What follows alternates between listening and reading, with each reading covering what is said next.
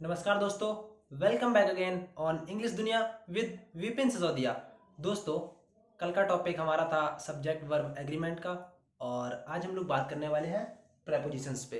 Prepositions क्या होते हैं, इनके काइंड्स क्या होते हैं, कहाँ पे इनका यूज़ करते हैं और कहाँ पे कन्फ्यूज़न क्रिएट होता है। तो मेरे भाई, इस कन्फ्यूज़न को आज हम लोग दूर करेंगे। बस इस वीडियो पे लास्ट तक बने रहिए और ध्यान से carefully note down the word, carefully आप इसको देखते रहिए, तभी आप अच्छे से सीख पाएंगे। ठीक है, तो आज हम लोग बात करते हैं प्रेपोजिशंस की।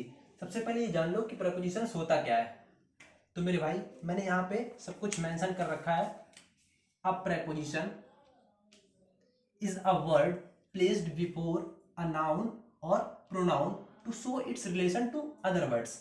इसका मतलब यह है कि प्रेपोजिशंस उन वर्ड्स को कहते हैं जो किसी नाउन और प्रोनाउन के पहले यूज होते हैं और किसी अदर वर्ड से उनका रिलेशन शो करते हैं। ठीक है, for example, mother spoke to me.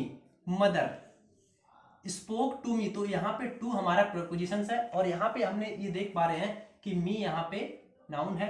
तो क्या है कि mother spoke to me, mother किससे बोल रही है, मेरे से, यानी रिलेशन किसी से शो हो रहा है। ठीक है, और दूसरा एग्जाम्पल हम लोग देख लेते हैं। This is book on the sorry this book is on the table. This book यानी यह किताब किस पर है, टेबल पर है, यानी इन दो चीजों के बीच में कॉम्बिनेशन शो हो रहा है। ठीक है, अब हम लोग देखते हैं काइंड्स। तो मेरे भाई, प्रेपोजिशंस के 5 काइंड्स होते हैं, जैसे कि हम लोग यहां से देखेंगे। पहला simple preposition, second compound, third double, fourth participle preposition and fifth phrase prepositions. और इनके कुछ अपने अपने वर्ड्स हैं। जैसे कि सिंपल में अगर बात करें तो at, by, off, for, in, on, off, out, till, to, up, etc. ठीक है, और अगर कंपाउंड की बात करें तो about, against, into, beside, until, et cetera. Okay, अब बात करते हैं कि डबल प्रेपोजिशंस क्या होते हैं। तो कुछ वर्ड्स हैं यहाँ पे, from, among, from, beneath, from, under, etcetera. और बात करें अगर पार्टिसिपल की तो ड्यूरिंग, रिगार्डिंग, एटसेट्रा। और अगर बात करें लास्ट प्रेपोजिशन की यानी फ्रेज प्रेपोजिशन की, तो वहां पे क्या होता है, according to, because of, along with.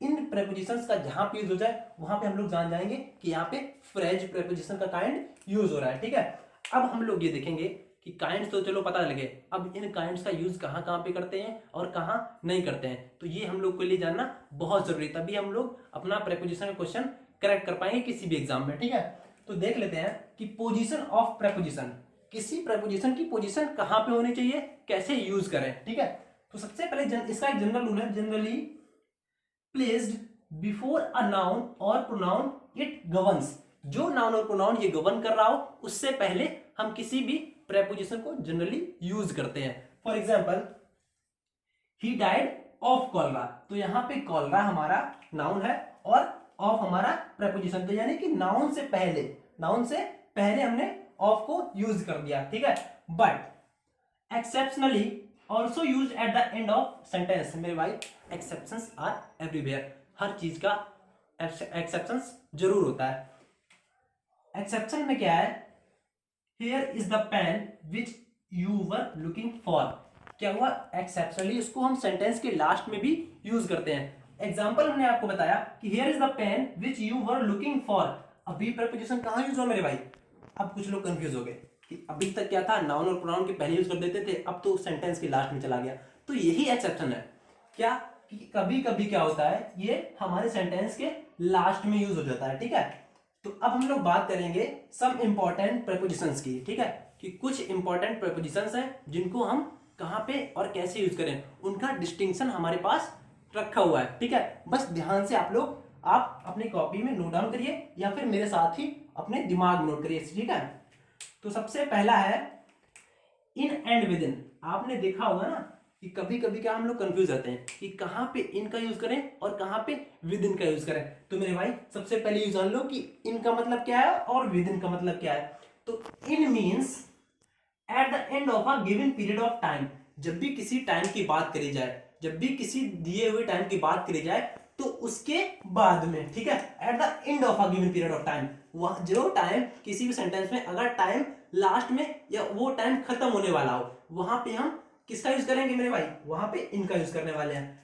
और विद इन का यूज कहां करते हैं? With in means before the given period. अगर कोई टाइम तुम्हें दिया गया और उस टाइम से पहले ही कोई काम हो जा रहा है, ठीक है, तो वहां पे विद इन का यूज करते हैं। जैसे कि फॉर एग्जाम्पल सबसे पहले हम आपको इनका यूज बताएंगे और फिर विद इन का। तो एग्जाम्पल से हम लोग देखेंगे, I shall return in a month at the end of 1 month. ठीक है, क्या हुआ? उसने बोला कि I shall return in a month. वो कब लौटेगा? कि इन यहाँ पे हमारा प्रपोजिशन है और अ मंथ एक टाइम दिया गया है कि I shall return in a month. वह एक मंथ में, एंड ऑफ द 1 मंथ, लगभग नहीं, उसको कंप्लीट एक महीना वापस आने में लग जाएगा। और अब देखते हैं यूज मेरे भाई विद इन का। किसका? विद इन का। तो विद इन का एग्जांपल हमारे पास है कि I shall return within a month. Within a month का मतलब है कि वह उस महीने से, यानी एक महीने से पहले ही, विद इन यानी कि एक महीने के अंदर ही अंदर वापस आ जाएगा। उसको पूरा एक महीना कंप्लीट लगने वाला नहीं है, यानी कि टाइम से पहले वो आ जाएगा, इसलिए वहां पे विद इन का यूज। और एक गिवन पीरियड ऑफ टाइम में ही आएगा, या उसके लास्ट में आएगा, या उसके बाद में आएगा, तो वहां पे इनका यूज करते हैं। ठीक है, अब बात करते हैं सेकेंड की। सेकेंड हमारा है कि ऑन एंड अपॉन का यूज कहां करते हैं। इसमें भी बच्चे बहुत कंफ्यूज रहते हैं कि कहां पे ऑन और कहां पे अपॉन। तो देखते चलो। ऑन शोज, ऑन क्या दर्शाता है? On shows rest. जहां पे रेस्ट की बात आ जाए ना मेरे भाई, वहां पे हम ऑन का यूज कर देंगे। और अपॉन वहां पे यूज करेंगे जहां पे मूवमेंट्स कंटिन्यू हो, या आपको मूवमेंट्स डायरेक्टली दिख रहा हो। फॉर एग्जांपल, सबसे पहले एग्जांपल देखेंगे ऑन का। ठीक है, तो ऑन का एग्जांपल है, he sat on a bench. वह एक बेंच पर बैठा है। तो आपको कोई मूवमेंट दिख रहा है? नहीं ना, तो वहां पे वो हम ऑन का यूज किया। क्यों? क्योंकि वो चीज अभी रेस्ट पोजीशन में है। ठीक है, और सेकेंड एग्जांपल अगर अपॉन का देख लें तो देखते हैं, the wolf sprang upon the god. Wolf, भेड़िया, गॉड के ऊपर स्प्रेंग कर गया, यानी अभी भी वो हवा में है। अपॉन, ठीक है, जो चीज मूवमेंट दिखे ना वहां पे अपॉन का यूज, और जो चीज रेस्ट में दिखे वहां पे ऑन का यूज। ठीक है, अब बात करेंगे बिटवीन एंड अमॉन्ग की। बहुत से लोग इसमें बहुत कंफ्यूज रहते हैं कि कहां पे बिटवीन और कहां पे अमॉन्ग। होती तो 2 ही या 3 चीजों के बीच की बात है। तो मेरे भाई जहां पे 2 चीजें दे दी जाए, जहां पे 2 थिंग्स दी जाए, वहां पे हम लोग बिटवीन का यूज करते हैं। और जहां पे मोर देन 2 थिंग्स दी जाए, वहां पे हम लोग अमॉन्ग का यूज करते हैं। जैसे कि देखना, बिटवीन रिफर्स टू 2 पर्सन्स और थिंग। बिटवीन रिफर करता है 2 पर्सन्स और थिंग को, और among refers to more than 2 persons और थिंग। ठीक है, तो for example, he divided sweets between his 2 sons. उसने मिठाइयों को अपने 2 बेटों में बांट दिया। ठीक है, यहाँ पे लोग कितने हैं? बांटने वाले लोग कितने लोगों में बांटेंगे? 2 लोगों में। तो हमने यूज किया बिटवीन का। अब बात करें, अगर हम लोग यहीं पे इसका सेकंड एग्जांपल अगर ले लें कि sweets are divided between his, sweets are divided among his 5 sons. अब वहां पे मोर देन 2 पर्सन्स की बात आ गई मेरे भाई, तो वहां पे अब किसका यूज होने वाला है? अब हमने वहां पे अमंग का यूज कर लिया कि the sweets are divided among 5 peoples. ठीक है, तो अब आप बिटवीन और अमंग का यूज, आई होप कि आपको समझ आ गया होगा।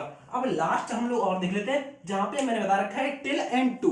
कहां पे टिल और कहां पे टू, दोनों का मतलब तक होता है। ठीक है, हिंदी में अगर बोले तो देख लेते हैं कि till is use for time. Till का यूज करते हैं टाइम के लिए, और टू का यूज करते हैं प्लेस के लिए। ठीक है, for example, he works till evening. वह शाम तक काम करेगा। टिल का मतलब तक, मैंने बताया ना, हिंदी में अगर इसका सेंस देखें तो वहां पे तक होता है। ठीक है, तो यहाँ पे एग्जांपल में दिख रहा है कि ही वर्क्स टिल इवनिंग। तो टिल में कोई प्लेस है क्या? इवनिंग में कोई प्लेस दिख रहा है? नहीं ना, यहाँ पे आपको टाइम देखने के लिए मिल रहा है। और अगर बात कर ले मेरे भाई टू की, तो he walked to the end of the road. वह कहां तक? He walked to the end of the road. वह रोड तक गया, रोड के पार तक गया, रोड का जहां पे एंड हो रहा है वहां तक वो गया। तो यहां पे हमें क्या दिखा मेरे भाई?